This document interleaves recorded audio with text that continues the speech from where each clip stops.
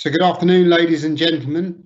Thank you very much for listening in on this Friday afternoon. The idea of what we're looking to go through today is financial planning during COVID-19.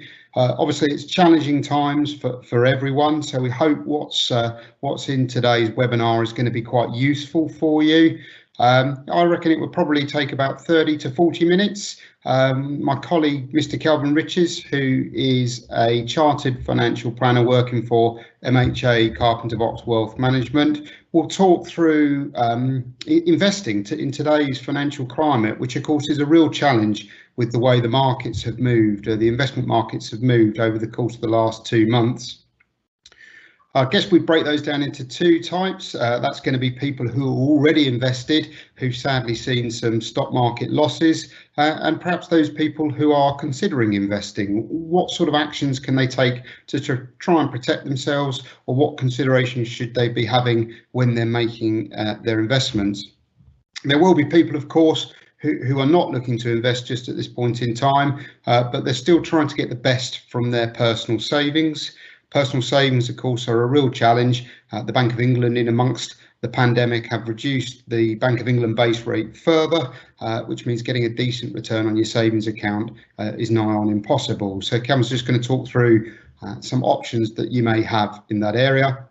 Kevin will speak for about 15 to 20 minutes. He'll then break back to me, and I just want to go through some of the financial assistance that's available for individuals out there. The government have released quite a number of packages or certainly provisions that will help people.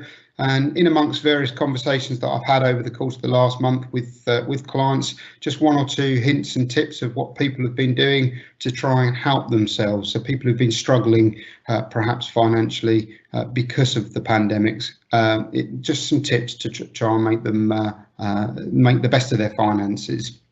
I'm a complete technophobe, so doing this in this way is very strange to me. I'm petrified that my dog or my daughter's going to come whirling through the door. So if that does happen, my apologies in advance, but hopefully the information we go through, the content, will be useful for you. So without further ado, I'm now going to pass over to Mr. Kelvin Riches. Thank you, Roy. What I want to speak to you today is what we might think about when investing during periods of heightened volatility, such as during the COVID-19 outbreak. What should be on your screens in a couple of seconds will be a couple of graph lines that are representative of market movements, both the FTSE 100, represented by the green line, which are the largest 100 companies in the UK, and the S&P or Standard & Poor's 500, which are the largest 500 companies in the US. I've chosen these two markets really because of their familiarity. When we hear about news reporters talking on the news about markets falling or indeed rising, they're often talking about well-known familiar markets such as the FTSE or the S&P. So I've chosen these. I should point out that these are just equities, so they're company shares or the values of companies in these exchanges. I've started the graphs back in 2005 and then tracked their relative increase and decrease in performance since. The graphs don't include reinvested dividends. So if anyone did invest back in, say, 2005, they probably would have had a much better time even than we're seeing in these charts. I wouldn't expect many of the people listening to this webinar to perhaps be invested solely in these markets. As we can see on the right-hand side, they've had some sharp drops of maybe 30 or 35% since the outbreak of COVID, although we have seen some more positive recovery since. If we're comparing maybe this portfolio with something more of a balanced investor, someone who takes a medium amount of risk, they might have seen a drop over a similar period of perhaps 10 or maybe 15%. So we wouldn't necessarily expect someone to have experienced the full weight of the market drop. When thinking about someone who may already be invested in the markets, they may have seen this drop in the value of their investment, and they may be concerned about what they should be doing and if they should be taking any action right now. What we would say to an existing investor is that perhaps after a market drop is often a poor time to disinvest their funds. So if they do have enough cash, or perhaps they're still employed and have enough income to keep going during this period, then they should really try and hold firm their investment. When thinking about the fundamentals of investing, there's a time someone might have a time in the market that they expect to meet their objective. Maybe they've got a distant thing in mind, like retirement. And if that objective is still some time away, then remaining invested still feels like a good thing to do. As long as the person is invested in line with their risk. Certainly volatility is part of investing. We can see a big drop in since the outbreak of COVID, but also there were some other drops in 2008 that we can see, even 2016, and particularly on the American market at the back end of 2018. So we can see that the market has dropped in value before. It is a normal part of investing. These are quite extreme times, but where someone does have an objective that is still in the future, and where they do have enough cash or income to see them through this period, then our advice would be to probably retain your investment during a drop and not try to crystallize those losses. So we really need to remind ourselves of the reason we invest in the first place. Had someone have just left their money in cash 15 years ago when this graph started, they would have, of course, not had the volatility seen. They would have had a small, perhaps incremental increase in the value of their investment, but their investment would have been worth far less than had they have invested in either of these markets. So what I'd like to focus on next is perhaps what happened around 2008. So 2008 might be a time we can gain a bit of insight from. It's quite a well-documented period of time. There's certainly been books and even some films that have been written about this area, and this is known as the banking crisis. So I'm just going to focus on the FTSE 100 or the UK market for this next slide. And what I'm looking at is a more narrow period starting from 2006, and I've gone up to about 2013, so we can see what happened 5 years after that drop event in 2008.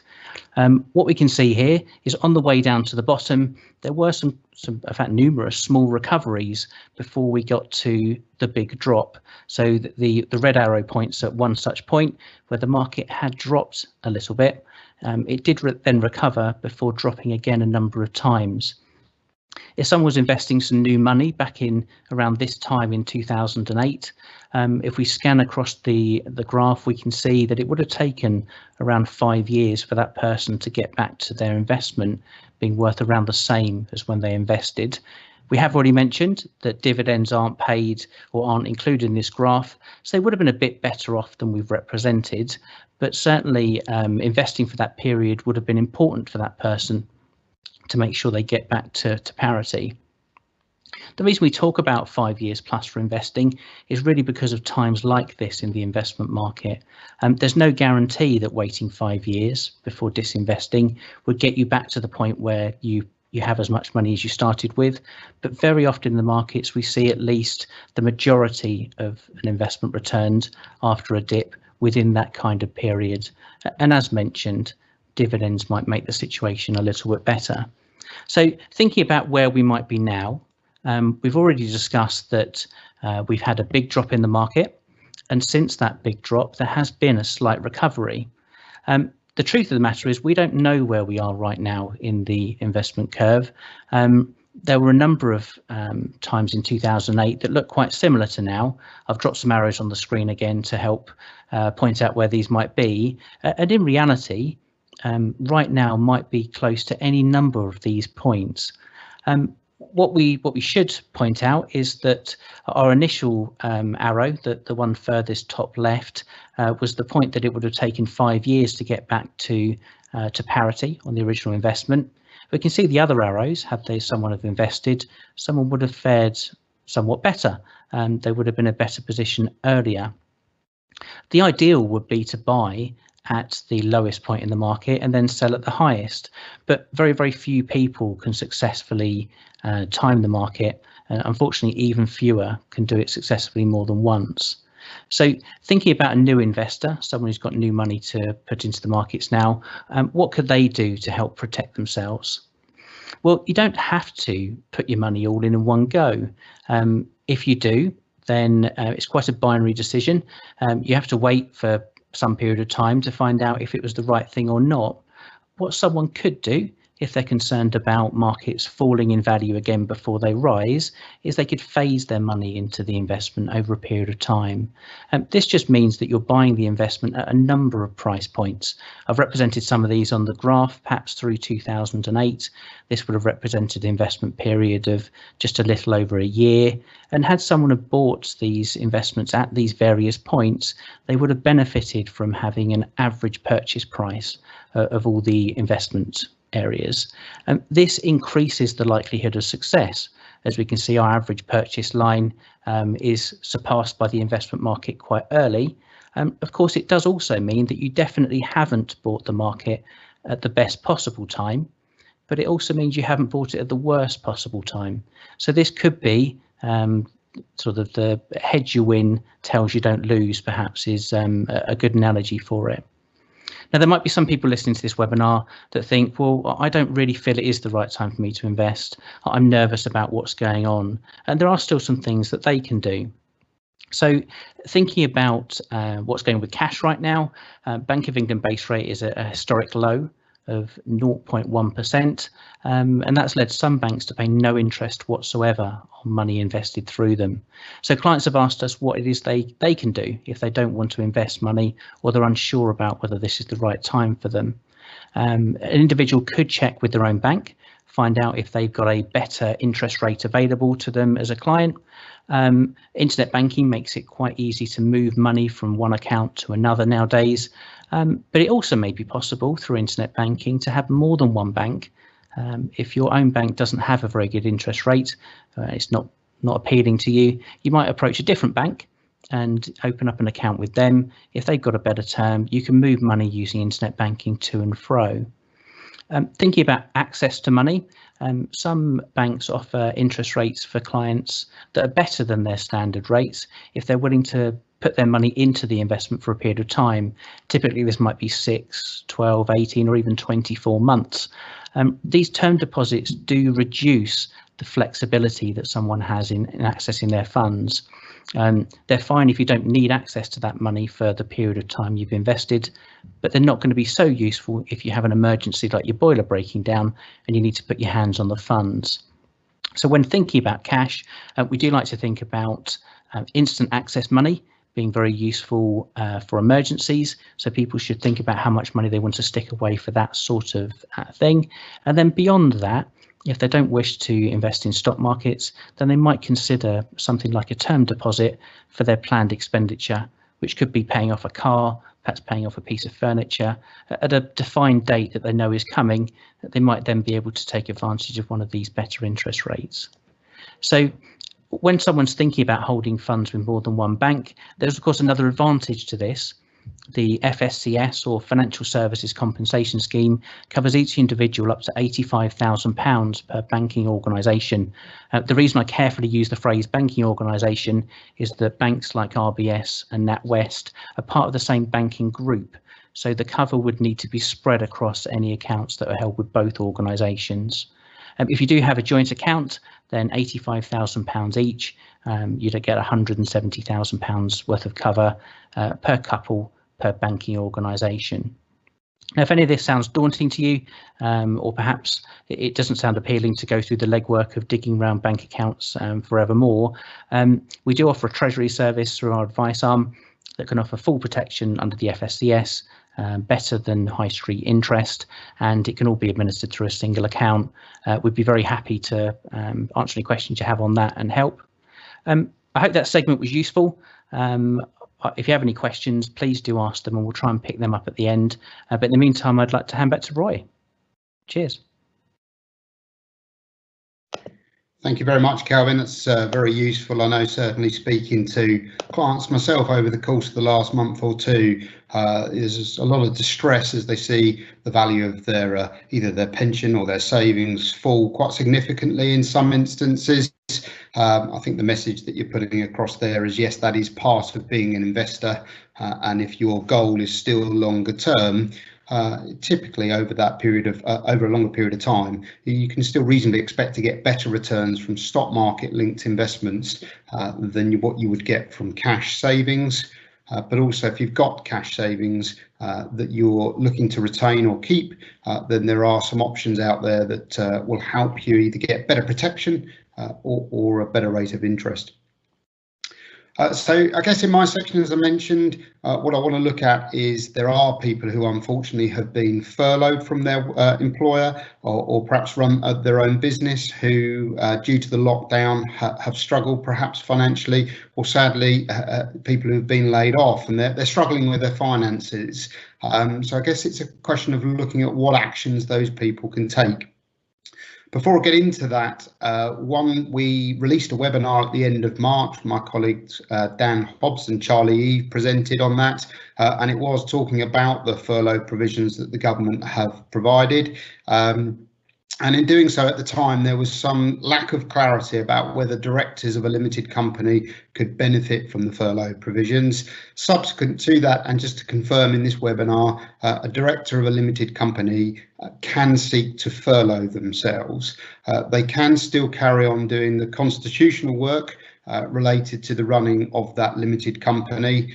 They can't carry on working and trying to gain revenue through the company. The furlough provision will only extend to their PAYE income. It won't include their dividend income. And on the question of furlough provisions, for people who are listening who are perhaps seeking to make those provisions on behalf of their own staff or for themselves, those claims can start to be made from next week, from the 20th of April. So there is a process involved, and if anyone's got queries about that, then MHA Carpenter Box can certainly assist. Turning our attention then to perhaps individuals, people's own finances, who are perhaps struggling due to the lockdown. What is it that we can do? Well, the first thing that we would suggest people do in this situation is undertake a budgeting exercise. It's never sexy, it's never exciting, but the notion of going through a budgeting exercise can be extremely useful, and in some instances actually slightly cathartic. The notion of not knowing where you stand can create quite a bit of anxiety, and just getting it down on paper can be quite a useful process. Whilst doing it, it often throws up insight to the service providers that you're paying for, where you may not be getting a service because of the pandemic, or be getting a reduced service.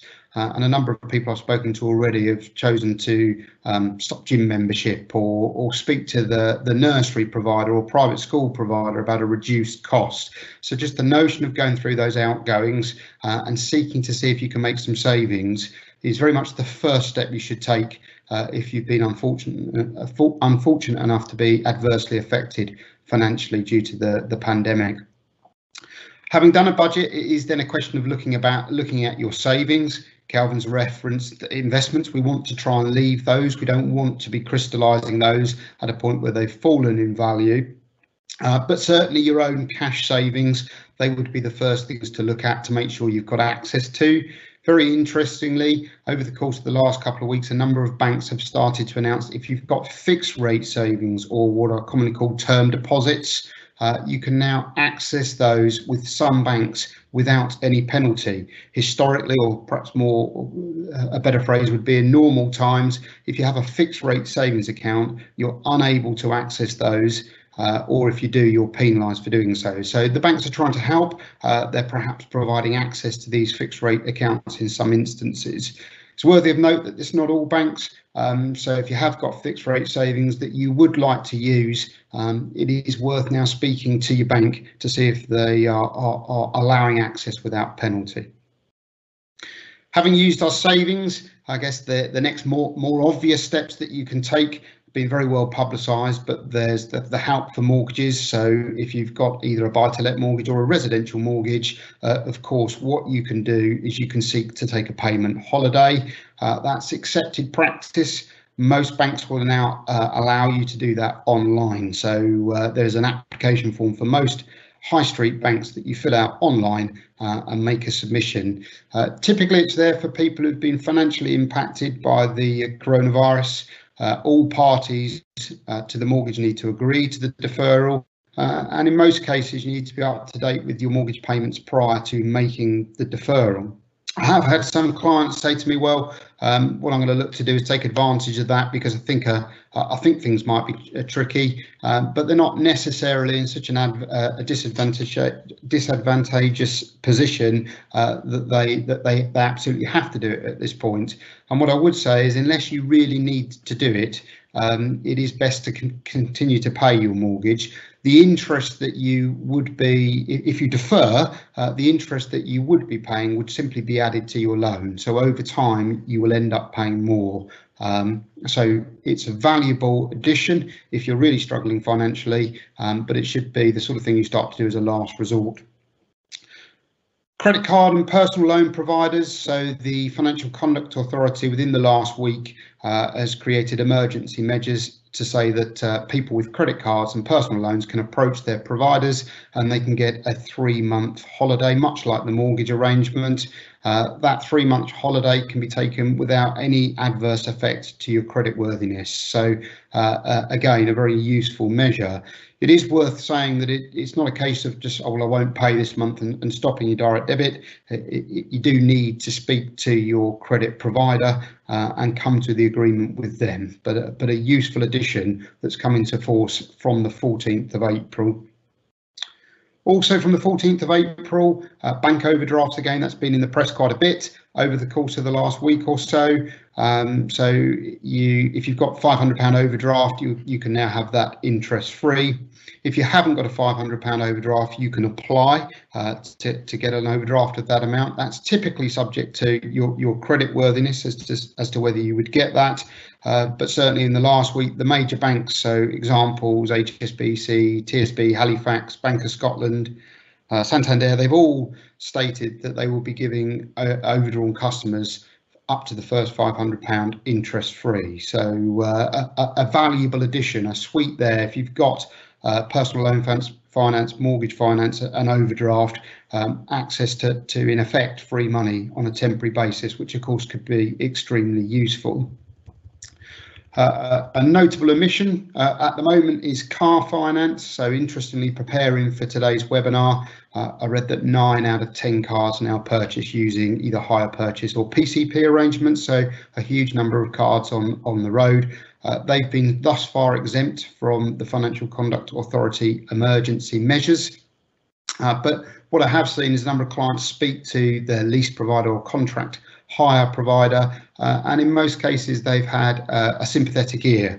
At the end of the day, the finance companies don't want to be taking the cars back. They're very unlikely to be able to sell them at this point in time. More likely what they look to do is to restructure that finance or extend the term or something of that nature.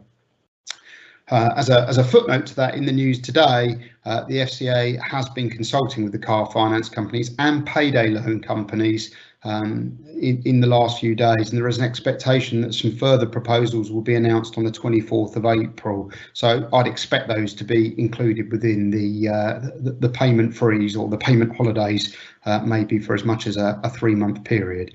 So from a financing point of view, there's quite a lot out there that will help people. I guess if we move on from there, some slightly less obvious things that I've had a number of people taking advantage of that I've been speaking to. So childcare vouchers. So the childcare voucher scheme closed to new entrants on the 4th of October 2018. So some 18 months or so ago. What we're finding is that they've now made an announcement that you can, if you're still benefiting from that scheme and still making savings via the childcare voucher scheme through your payroll, you can actually pause your payments for up to 12 months without losing access to the scheme in the future. So it's a valuable benefit for those with children who are looking to take advantage of the childcare voucher scheme, and now could be a good time to look at the amount that you're saving. If you've got children at daycare, nursery, and the costs have gone down for those services, then absolutely looking at your childcare vouchers and seeking to see if you can make a reduction could be very helpful from a financial perspective. Whilst looking at children and what you can do on that front, So we have had some clients who've historically been earning over £50,000. They've historically been paying the child benefit tax charge. This is where for earnings over £50,000 you start to lose the amount of child benefit that you can claim, and for those earning over £60,000 you lose the benefit of child benefit completely. Now, if those individuals have been furloughed or not working or unpaid, it could well be that if you have that for a period of 3 months, your earnings go from, say, £60,000 a year down to below £50,000. What that will mean is that you can claim the child benefit once again, and child benefit is worth just over £21 for one child under 16 and £35 a week for two. So again, it could be a valuable addition for people who sit in that bracket where their earnings are over £50,000, and the reduction in their earnings would bring them down to a level that would allow them to claim child benefit. Some people might say, well, what if my earnings go back up above that level? Well, it's not a problem, because all that will happen is you will have to pay back the child benefit through the tax system come the end of the year. So you're not penalised in any way. It's just that you'll have to pay back any overclaimed child benefit. So my advice to someone in that scenario would certainly be to go back and seek a claim. Very interestingly, you can backdate a claim for up to 3 months, so a valuable addition. It's got a little bit lost in amongst the pandemic and the news coverage that we've seen, but there is or has been certainly an argument over oil, some may well know, and what it's meant is oil prices have come down quite significantly. I filled my car up for the first time a few days ago in about a month, and the petrol prices, of course, are very, very low. Whilst petrol prices are very low, what it means is energy bills, so gas, electric costs for those things have come down significantly. They're the lowest price for about 3 or 4 years. If you're not in a fixed term deal, now's a real good time to swap or at least shop around to see if there's any savings that can be made. A number of clients of mine that I've seen over the years, this isn't related to the pandemic, but it's worth bringing back up. They've had the benefit of earning enough to pay higher rate tax, where they've done this and paid to a pension either personally or through their employer, not through a salary sacrifice scheme. You have the ability to go back up to 4 years and reclaim higher rate tax relief. So a number of people I've seen over the years have not claimed that higher rate tax relief through the tax return system. You can go back up to 4 years. So if you're earning enough to pay higher rate tax, you've paid personal contributions and or you've paid contributions through an employer, not through the salary sacrifice system, there could be a sizable amount of tax that you can reclaim from HMRC, and that tax could be very, very useful at this point in time. I guess if we're talking about pensions, it's worthy of stating that people who are over 55, they can access their pensions. Now, it's a bit contentious because, of course, the notion of a pension is to provide you an income in retirement. That's certainly its primary use. But if you've gone through perhaps all of the above, looking at what you can do to help your finances, and if you're still in a position of needing access to other funds, then it is, and you're over 55, it may well be worth considering what you can do with your pension. Modern pensions will allow you to flexibly access your savings, your pension savings. So it may be that you could take just a slither of the money that's invested in the pension to help you at this difficult time. Accessing money from a pension is not like getting money out from the hole in the wall, so there is a process involved, and certainly you should be seeking advice before doing this. Some pensions charge some pensions charge a penalty for accessing the money early. Some give very limited flexibility, so it's certainly not just a one answer fits all, but if you're over 55 and a needs must, then it is something that's worth investigating. I guess a little bit niche, but we've seen a couple of examples of this in recent weeks, is you can apply if you've recently had an inheritance. In some circumstances you can, and that inheritance is paid inheritance tax or IHT. In some circumstances you can claim a rebate. So inheritance tax is calculated on the value of assets on the date of the deceased passing. And an individual can apply for inheritance tax relief if what they have inherited incurs losses during a sale within 12 months of inheriting the assets. So in simple terms, if you've inherited a portfolio of shares, maybe it was worth £100,000 at the time of the person's death, you may have paid inheritance tax on that portfolio of shares. Inheritance tax is 40%. So inheritance tax on that £100,000 of shares would be worth £40,000. If the shares have now sadly fallen in value to 50,000 and for some reason you need to sell them, you can ask for the inheritance tax to be recalculated if you're conducting that sale within 12 months from the date of death. If we take a reduced value, let's say those shares had fallen to 50,000, the inheritance tax due on that 50,000 would only be £20,000, so a saving of £20,000 on what had actually been paid. Most solicitors do a pretty good job on this, and they will highlight this in a downturn. The real problem comes with perhaps people who've gone through a DIY probate, they've done it themselves, or a family member has done it. Certainly HMRC will not be warning you about this. It's up to the person who's completed the probate to make the claim. So a little bit niche because a certain set of events need to have happened, but we have seen that with some of our clients in the last month. We've had one or two people who've been able to look at this to see if they can make an inheritance tax saving. So I guess there's a series of things that are out there, most notably some of the government provisions, but there are some other steps that you can take to help your finances. There's some smaller things that I know a couple of clients have done. So I've got plenty of clients who've perhaps got 2 cars, certainly where they're not out and about on the road as much. They've looked to complete a statutory off-road notice, a SORN notice. What that will do is get them back the car tax for however long they note that one of their cars is off the road. If you're paying £200, £240 for car tax, as each month goes by, you're talking about a £20 saving. So I don't think that's going to change the world, but those sorts of things can all add up to make a bit of a difference. Certainly, as I said earlier, looking at your service providers, I've got some friends who've cancelled Sky Sports. There's not going to be any sporting events on for the foreseeable future. So those things can all add up. I know a number of people as well who are now working from home, and if you are working from home, there is a flat rate scheme that allows you to claim tax relief on £6 a week if you're working from home and conducting your job from home. So again, it makes a small difference, but hopefully all of these things together will help people who are perhaps struggling with their finances. So hopefully today has been useful. The webinar has covered quite a bit of ground. I don't know if there's anything that you would wish to add at all, Kelvin. We just had one question actually come into the chat, asking if it's a good time to rebroker a mortgage at the moment.